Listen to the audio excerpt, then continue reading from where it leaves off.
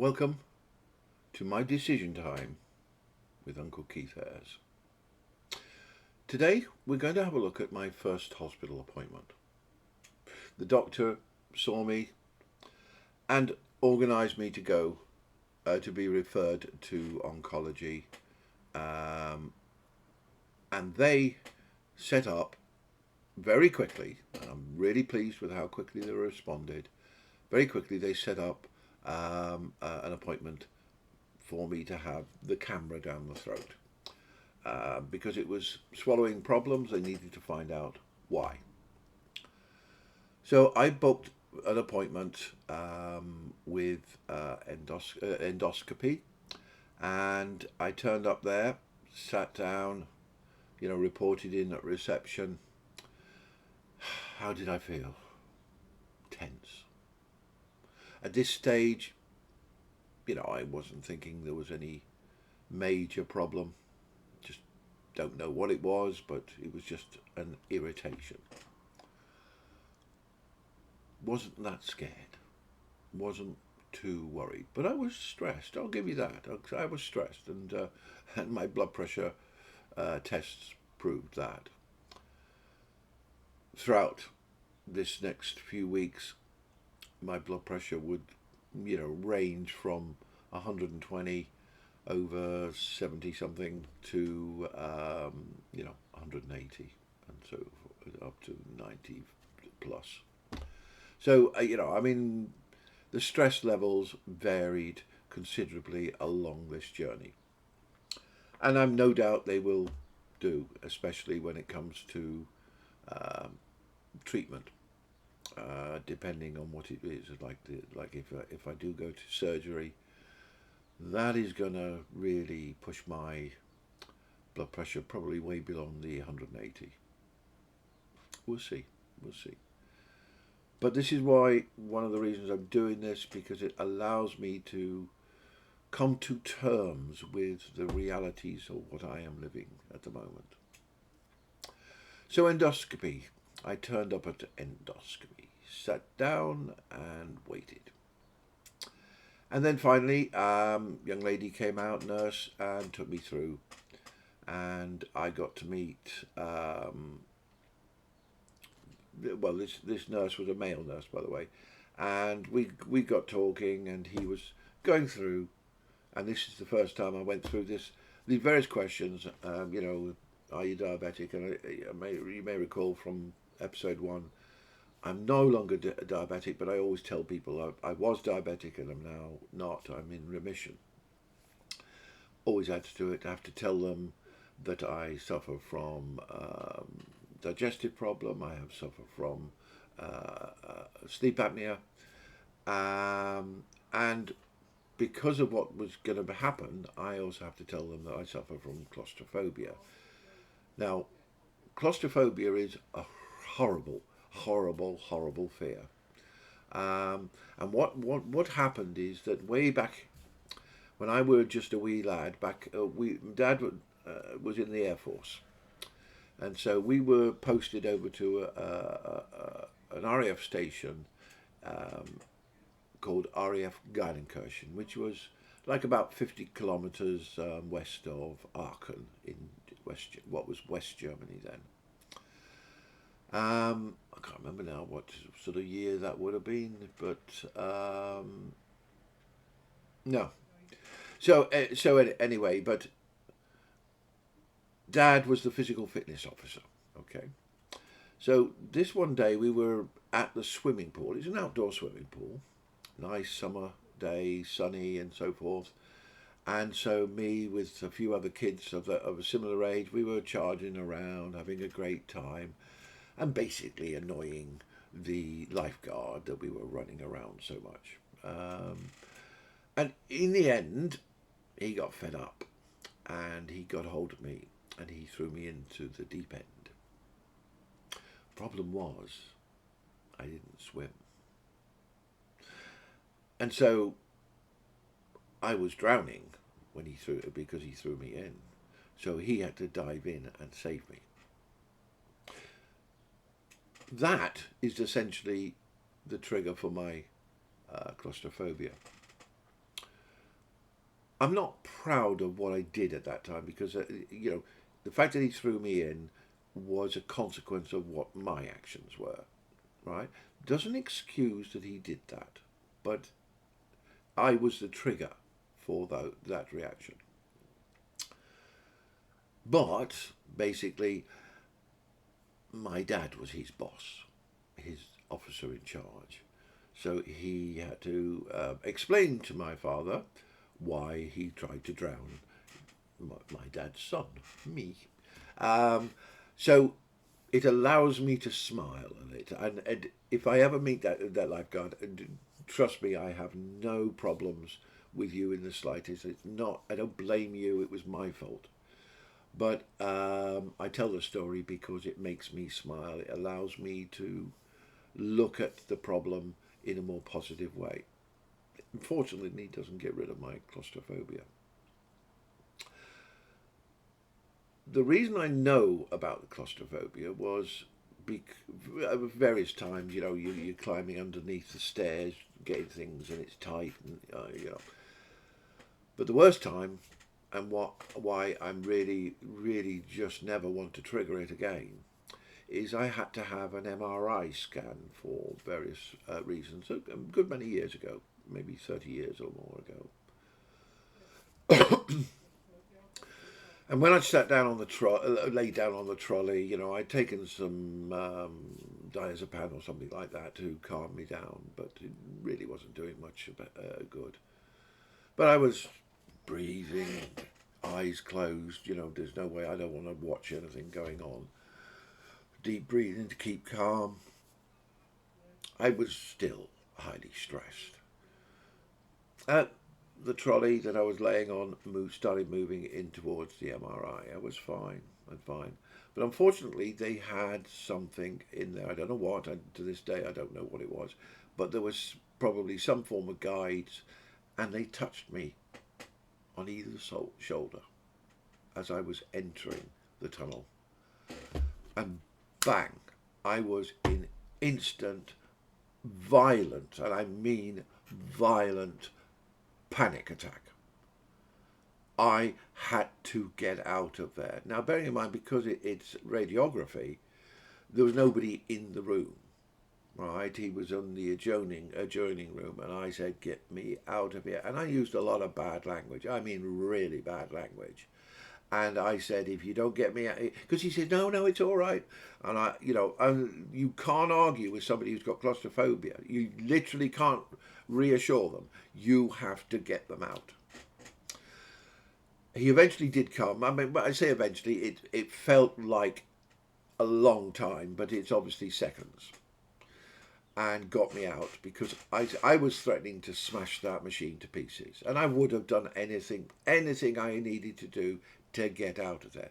But bearing in mind, I was laying down in a position with, just entering the tunnel of the MRA eye scanner.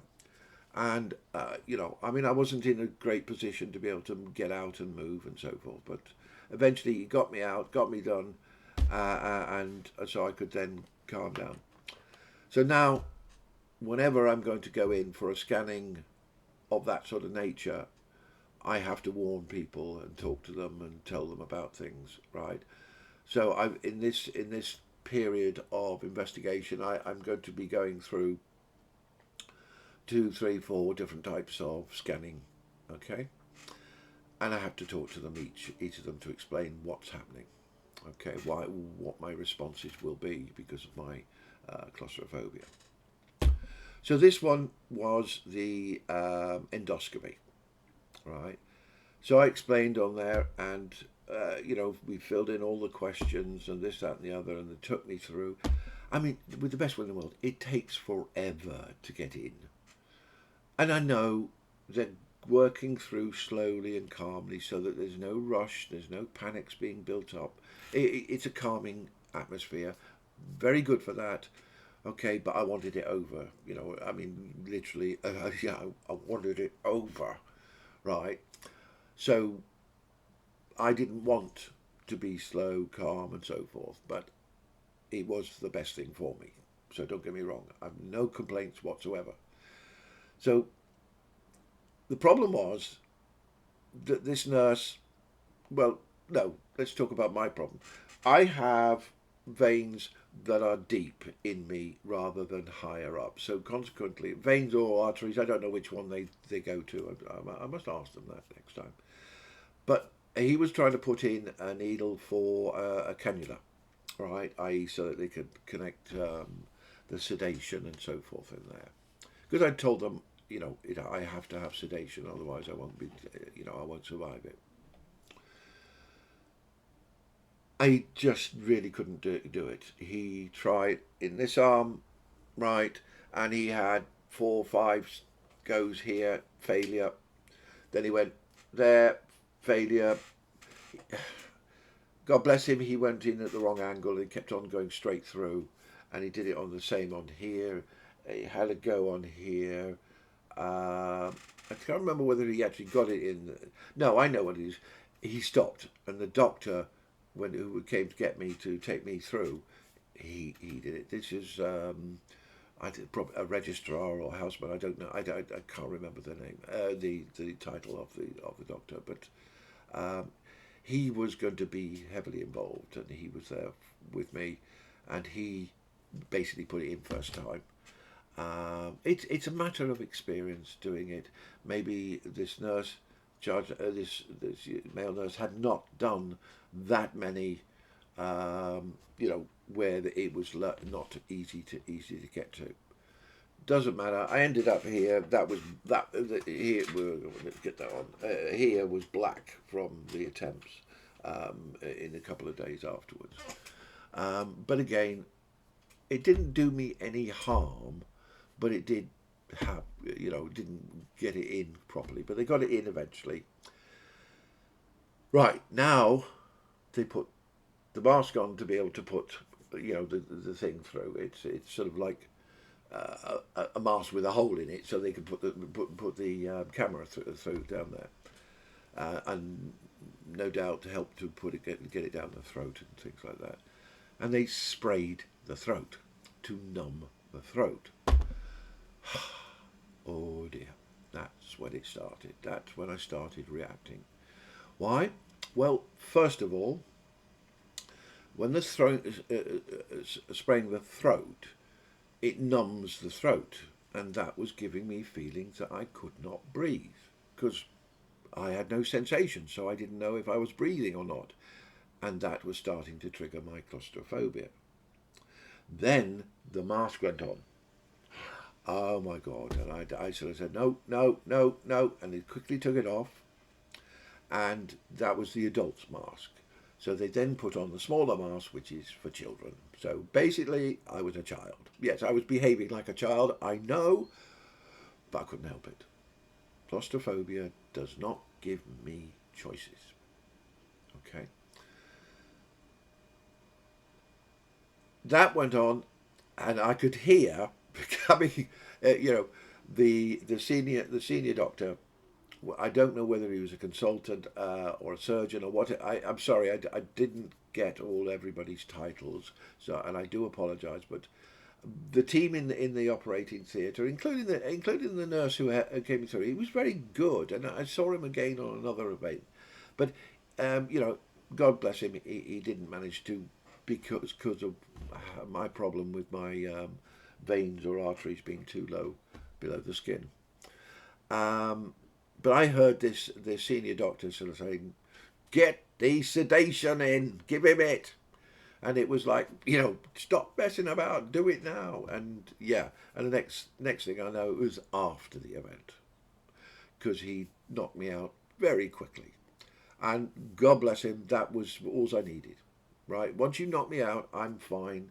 I don't have a problem going to have it done. I just have a problem if you don't knock me out.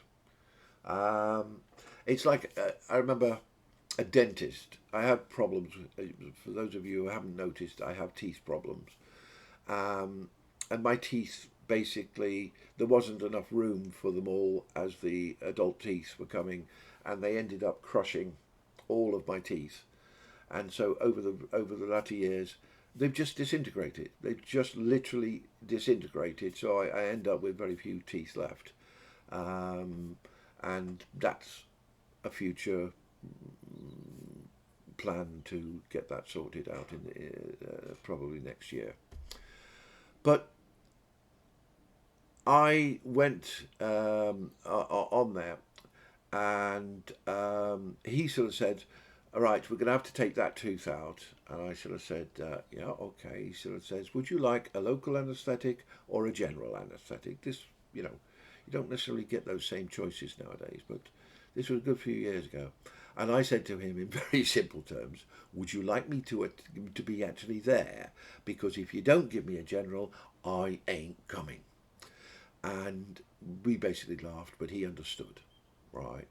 And it got sorted, right? He knocked me out, and it was a really, really strange feeling that you're being told count backwards, and the next thing you know, he sort of says, "Right, Keith, if you'd like to go and sit outside and wait," and I'm saying, thinking, "Yeah, all right, okay," because no time has passed, you know. But by the way, and I'm sitting out, and my friend who came, because you know you can't, if you're on take sedation, you can't drive. So a friend had come to drive me back, and I was sort of saying, "I don't know what's happening. I mean, it doesn't seem to be taking any effect." And he says, "Oh," and I was getting worried because you know when they're going to invite me back to pull it. I mean, it's not knocking me out. And then I moved my tongue. And that's when I discovered it had already happened. And that's the nice thing about when you get under a general or being knocked out, is that you don't actually know what's happened. And I've been knocked out a few times over the last few weeks, um, and you look at the clock. You know, you're waiting to go in, and then when you come out and you're starting to recover, you see a clock, and you think, "Oh my God!" I mean, one of them, it was nearly 2 hours had passed, and I haven't been able to talk to anyone as to how long I was actually out. You know what happened, but that's one of the things I will be talking to them about in future. So we're going back to the endoscopy. There I was.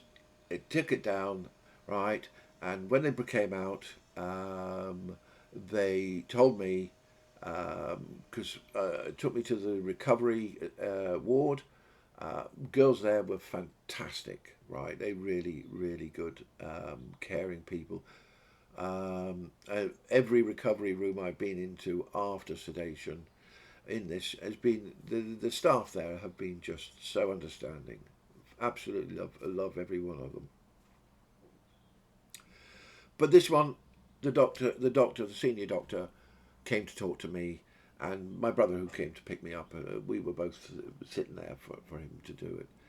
And he explained what had happened, that they had found something.